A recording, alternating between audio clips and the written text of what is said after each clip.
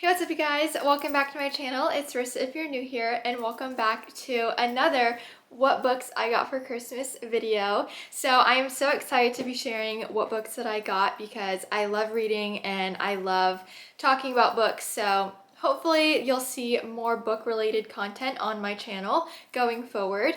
So what I'm gonna do is I'm just gonna read the title of each book that I got, a little bit about the book, and then if I have anything I want to say about the content that's going to be in there.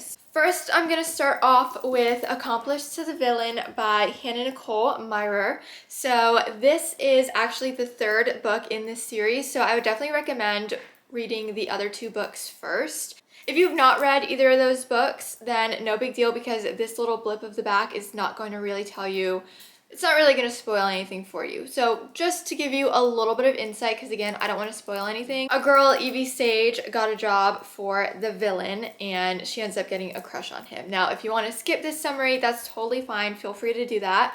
I will put in the box what time it goes to the next one. That way, if you want to skip it, no big deal. Evie Sage didn't mean to become the right-hand woman to the kingdom's most terrifying villain. One minute, she was applying for an entry-level position that promised light paperwork and occasional beheadings.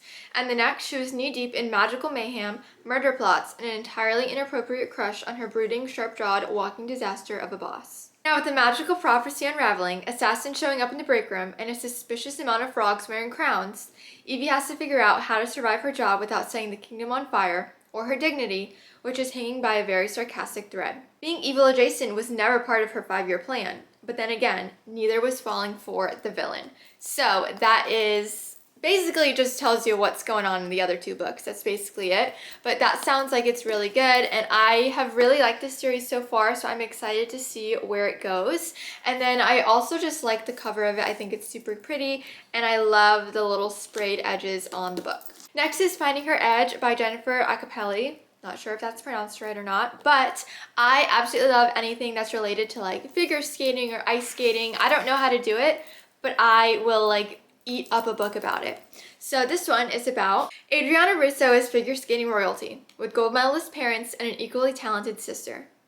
Adriana's dream? To conquer the junior world championships and uphold the family name. But when the family's legendary skating rink faces financial ruin, everything she's worked for is at risk. Training with her new partner, Brayden, sparks an idea. Let the world believe their on-ice chemistry isn't only for show. The fake dating gains attraction, and Adriana realizes maybe she actually is falling for Brayden. But then her past crashes into her present when Freddie, her former partner and first crush, re-enters the scene. As the biggest competition of her life draws closer and her family's legacy hangs in the balance, Adriana is torn between the future she's worked so hard for with Brayden and the one she gave up long ago with Freddie. Will she find her edge and claim her place at the top, or will her heart lead her in a different direction?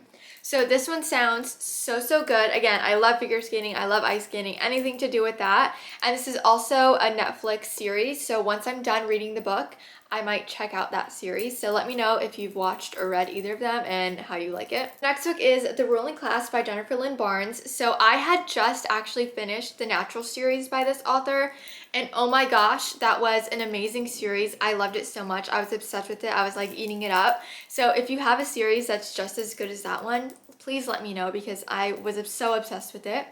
But I tend to like this author. I've also read some of the Inheritance Games and I liked those books too. So this is another series, I believe, and I'm excited to jump into this one.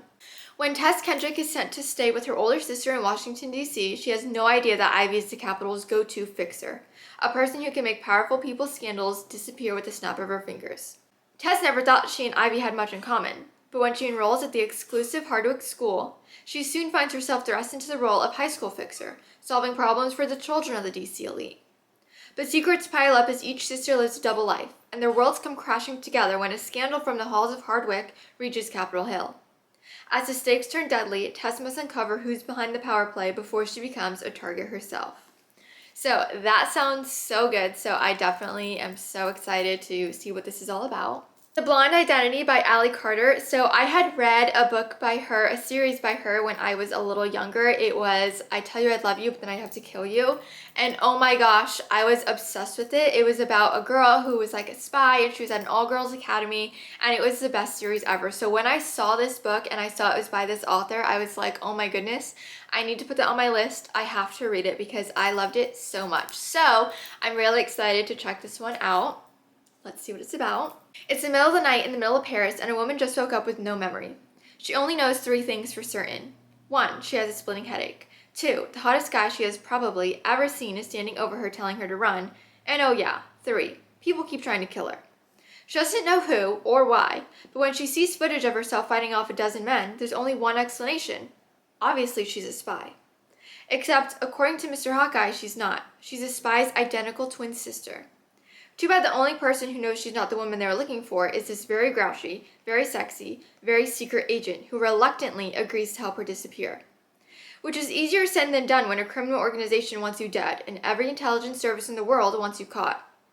Luckily, no one is looking for a pair of lovesick newlyweds on their honeymoon. And soon they're lying their way across Europe, dodging bullets and faking kisses as they race to unravel a deadly conspiracy and clear her sister's name. With every secret they uncover, the truth shifts until she no longer knows who to trust. The twin she can't remember, or the mysterious man she can't let herself forget. So anything to do with like spies or anything like that, I love, I'm obsessed with, so I cannot wait to see what this one is all about.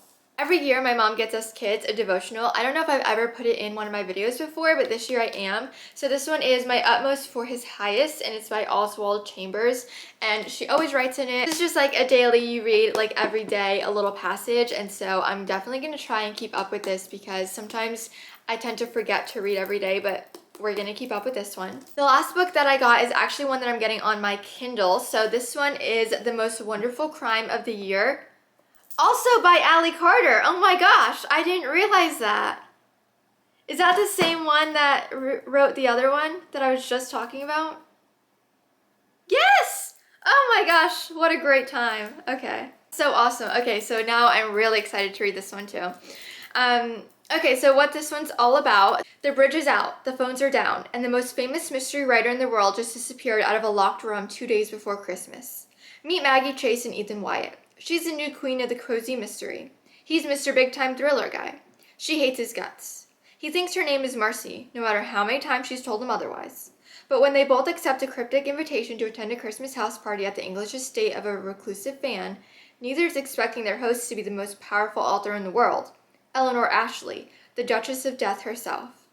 That night, the weather turns, and the next morning, Eleanor is gone. She vanished from a locked room, and Maggie has to wonder, is Eleanor in danger? Or is this all some kind of test? Is Ethan the competition? Or is he the only person in that snowbound mansion she can trust? As the snow gets deeper and the stakes get higher, every clue will bring Maggie and Ethan closer to the truth, and each other.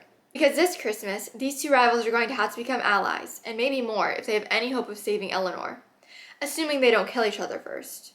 This one is kind of like a Christmassy book, and even though Christmas just happened, I put it on my list because I was like, I'm the type of person who, it's still the season and I love Christmas, so I am so excited for this one. I've been wanting to read this one since last year, and I'm so happy that it's an author that I have loved in the past, so hopefully we still love today. So these are all the books that I got for Christmas, and I am so excited to read all of them. I probably said that about each and every one of them as I was going through it, but I truly am so excited to get into them because, again, I love reading. Let me know if any of you guys have read any of these books and how you felt about them, and let me know what books you got for Christmas.